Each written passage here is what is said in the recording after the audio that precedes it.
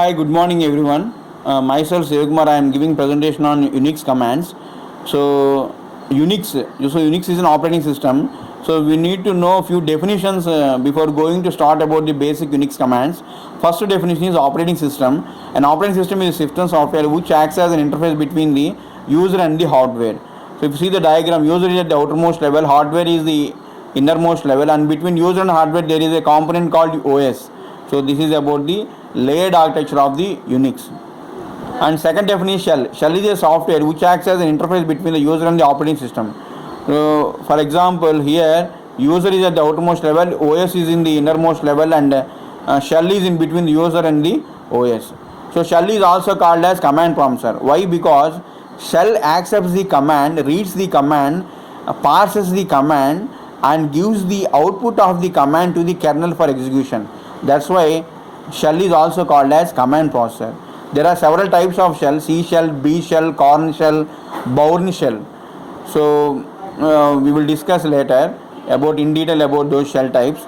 So basically we should know that Unix components are of three types. First one is shell, second one is kernel, and third one is file system. So kernel is the heart of the operating system, and shell is a command processor where actually you will give the commands. And file system is where the set of files present in the Unix operating system. And examples of the commands: who command. So if you want to know the list of users who are currently logged into the system, we will use the who command. So for example, in the lab all the students are present, and to know whether all the students are logged into the system and at what time they are logged into the system, we simply give the who command at the command prompt. That is a application of the who command. So for example, if I give who at the shell prompt, so what I will get the output is a login name of the user, terminal type, and at what time he is logged into the system, and the date. So these four will get displayed in the output of the who command. Next one is date command. So date is used to know the present time of the system. So to know the system date, system time, what you will use is you will use the date command. Output of the date command is like this. It is the weekday, April, the day. April is the month, the day is 25th, and the time is 8:30, and the time zone is IST, and the year is 2020. So this is the output of the date command. Next is third one is ls command. So ls command is used to know the list of files or directories present in the current working directory. Suppose if I give $ls at the command prompt, it will simply list the types of the files present in the present working directory, that is a.c, b.c, read.txt, and ar.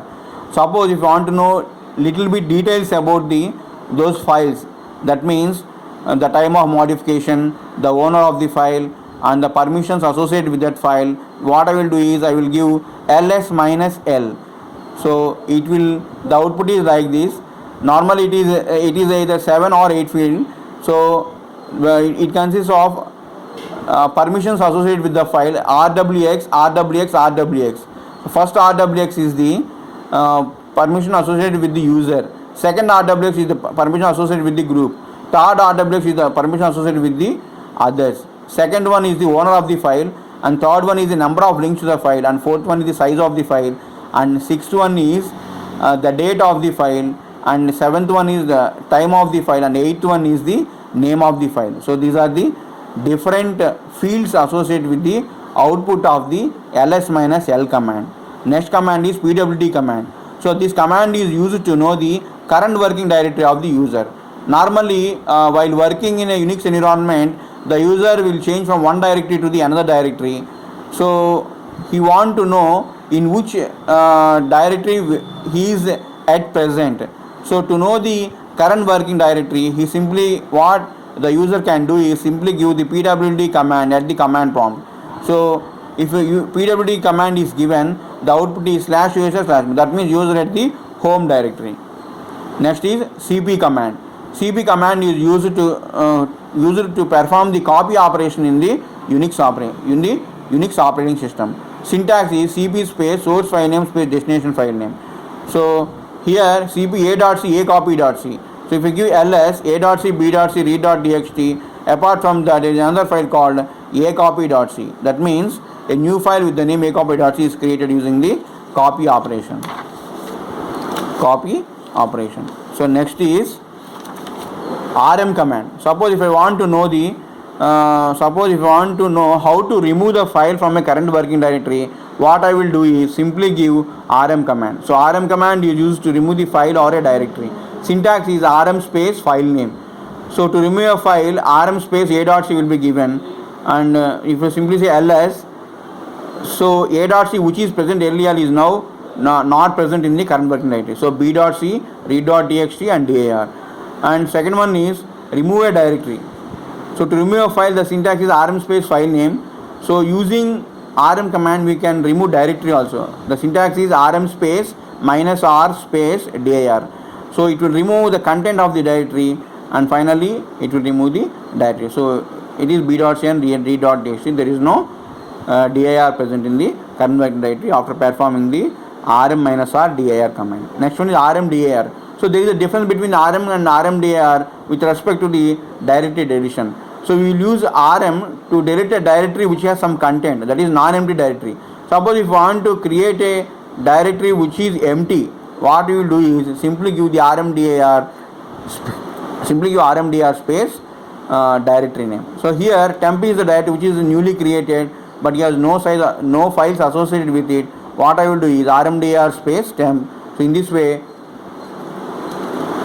the empty directory can be deleted. So if you say ls, b.c and d.c only present. Next is ln command. Ln is a command used to perform the link operation. So for example, if I want to do a symbolic link, so ln space -s space file name link. So this is useful when you are when more than one person is working on a particular file.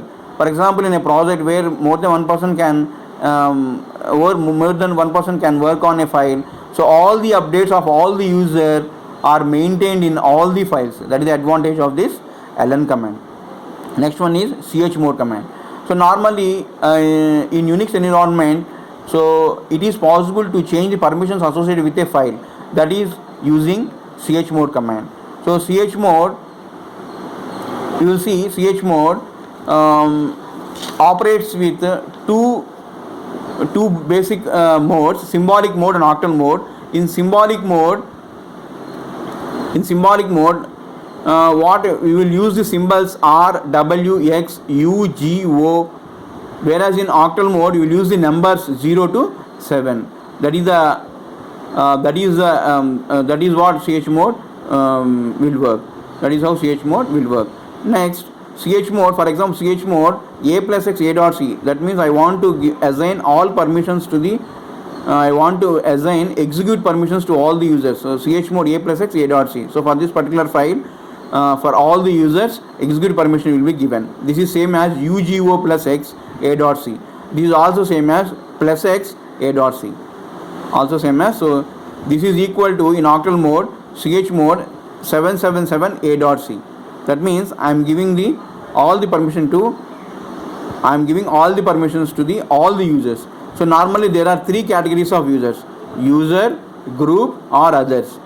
User is the owner of the file, group is the group associated with the particular file, and O is the others in the Unix operating system. So if you want to give the permission, I will give plus x. If you want to remove the permission, I will give minus. So this is how it will work. Suppose if I want to assign only read permission to the others, and for the remaining other users all the permissions, what I will do is I simply give chmod 774 a.c. So that means for the user all the permissions, for the group all the permissions, whereas for the other category of users only read permission. Only for other category read permission. So this is how we will give the This is how we will use the chmod in Unix operating system. Thank you.